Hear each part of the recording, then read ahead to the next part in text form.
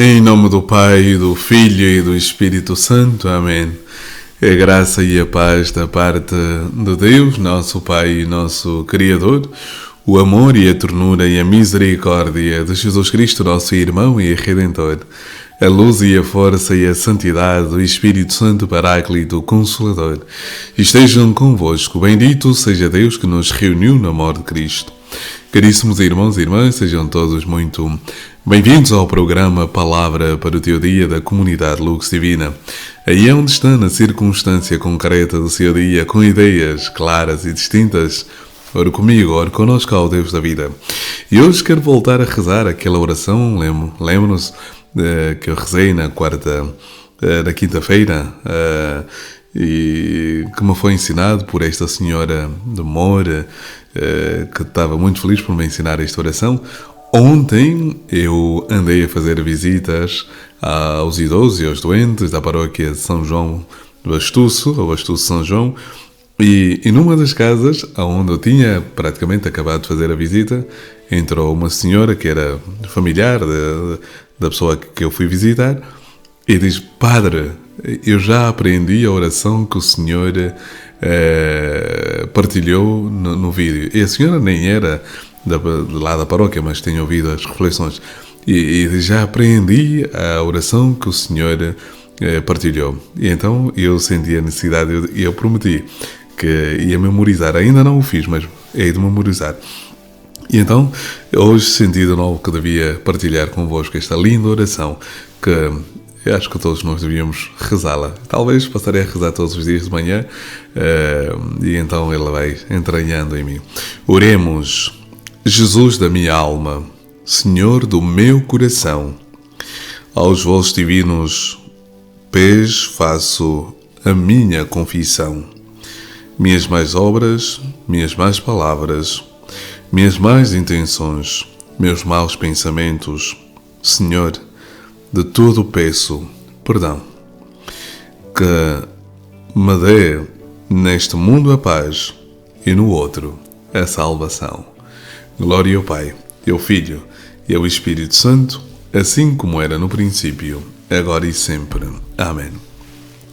Caríssimos irmãos e irmãs, o Evangelho deste dia extraído de São Lucas, capítulo 18, versículos de 9 a 14. Naquele tempo, disse Jesus a seguinte parábola a respeito de alguns que confiavam muito em si mesmos, tendo-se por justos e desprezando os demais. 2 homens subiram ao templo para orar, um fariseu e o outro publicano. O fariseu, de pé, orava assim: Ó Deus, dou-te graças por não ser como o resto dos homens, que são ladrões, injustos, adúlteros, nem como este publicano. Jejuo 2 vezes por semana, pago o dízimo de tudo quanto possuo.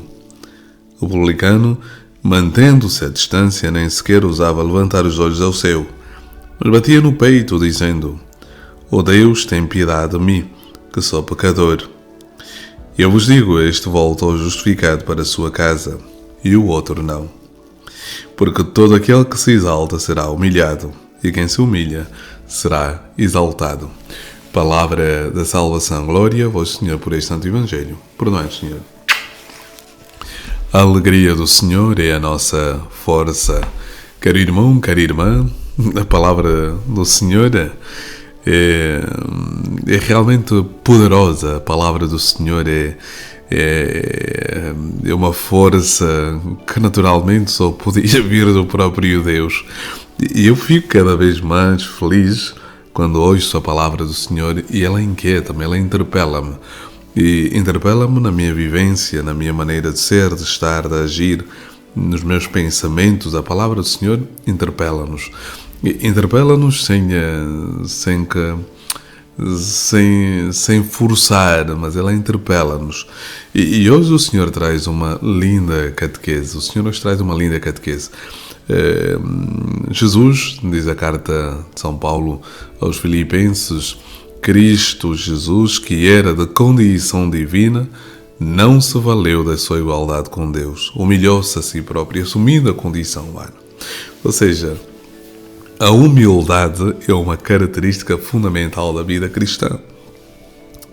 Nós, se quisermos ser discípulos, a palavra do Senhor nos diz, Jesus diz no Evangelho, o discípulo não é maior que o mestre, mas todo bom discípulo será como o seu mestre. Portanto, se eu quiser ser discípulo do Senhor, se tu, caro irmão que me estás a ouvir, quiseres ser discípulo do Senhor, a altivez é um obstáculo para sermos verdadeiramente discípulos de Jesus. A altivez, a arrogância, a soberba, o poder, a ânsia de grandeza, são todos fatores que impossibilitam o cristão a ser discípulo como o seu mestre. Cristo despojou-se. Aquela expressão teológica que muitas vezes usa, kenosis, o esvaziamento, o esvaziar-se de tudo aquilo que não é Deus em nós, para assumirmos então esta condição de humildade. Como não recordar a palavra do Senhor quando Jesus diz no final das vossas vidas: depois de teres feito tudo que fizestes, é apenas sou um servo inútil, fiz tudo quanto devia ter feito. Portanto, a humildade é esta capacidade de reconhecermos que nada somos. E o texto que acabamos de ouvir traz no centro e tem como núcleo da reflexão a humildade para poder ser habitado por Deus. Esta é uma condição sine qua non, ou seja, uma condição indispensável. Sou com esta abertura do coração, sou com esta realidade que o Senhor pretende que cada um assuma na própria vivência, na própria vida, teremos então este coração predisposto a acolher esta mensagem, que é uma mensagem que transforma, é uma mensagem que dá a vida nova. Mas olhemos o texto. Assim, disse Jesus também a seguinte parábola. Uma parábola é sempre uma construção literária que tem o intuito de transmitir uma mensagem sublime, ou seja, uma mensagem alta que é traduzida através de uma linguagem acessível. Gosto de recordar o professor que tive no secundário, que dizia sempre que a comunicação, o objetivo da linguagem é a comunicação. Portanto, Jesus, antes deste professor, antes de qualquer outro professor de língua portuguesa, Jesus já nos tinha ensinado isso, que a comunicação é o objetivo principal da linguagem. E quem não comunica, não usa verdadeiramente a linguagem no sentido de estabelecer relação e ponto. Então a parábola tem esta finalidade. Segundo, e olhando Jesus, conta a respeito a alguns que confiavam muito em si mesmos, tendo-se por justo e desprezando os demais. Tendo-se por justos e desprezando os demais. Mas antes confiavam demasiado em si mesmos, tendo-se por justos e desprezando os demais. Portanto, este confiar demasiado em si mesmo é a autossuficiência. Eu. Ou seja, este egocentrismo, este narcisismo, a filáusia, esse amor desordenado por si mesmo. Portanto, caro irmão e cara irmã, não tenham esta presunção, porque no fundo podemos traduzir ou seja, o que é que diz? Esta confiança excessiva em si mesmos é aquilo que nós chamamos então de esta autossuficiência, essa presunção de querer-se melhor do que os outros. É a presunção, esta ideia elevada a si mesmo e desprezando os demais. Ou seja, eu sou eu e eu. Caro irmão e cara irmã, este não é o caminho que leva ao céu. O caminho do céu é o caminho do publicano. Ou seja, o fariseu quase que justifica-se diante de Deus, enquanto que o pobre publicano reconhece a sua miséria, reconhece a sua fragilidade, reconhece os seus pecados, reconhece pequeno diante do Senhor. Esta é a atitude de quem quer caminhar com Jesus. Infelizmente, no mundo em que vivemos, seja dentro da igreja, que fora da igreja, a maior parte anda à procura de títulos de grandeza, de reconhecimento.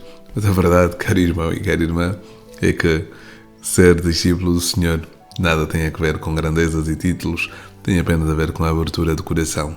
E a felicidade, aquela pergunta que encontramos no capítulo 19 do Evangelho de São Mateus, que devo fazer para alcançar a vida eterna, não são os títulos, não são os lugares, não é o carreirismo, não é a presunção, não é a soberba que fará com que nós alcancemos a vida eterna. E a vida eterna é a vida feliz.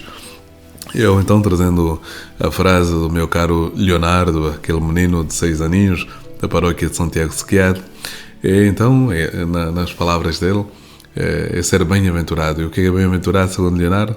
É fazer as aventuras boas com Deus. O que são as bem-aventuranças? São as aventuras boas com Deus. Portanto, aí onde está, aventure-se com Deus e não tenha medo. É fazer este caminho com o Senhor. É belo, é magnífico, é esplêndido. Portanto, ser forte e corajoso. O Senhor esteja convosco, Ele está no meio de nós. Abençoe-vos Deus, Todo-Poderoso, o Pai, o Filho e o Espírito Santo. Amém. A alegria do Senhor é a nossa força. Amém.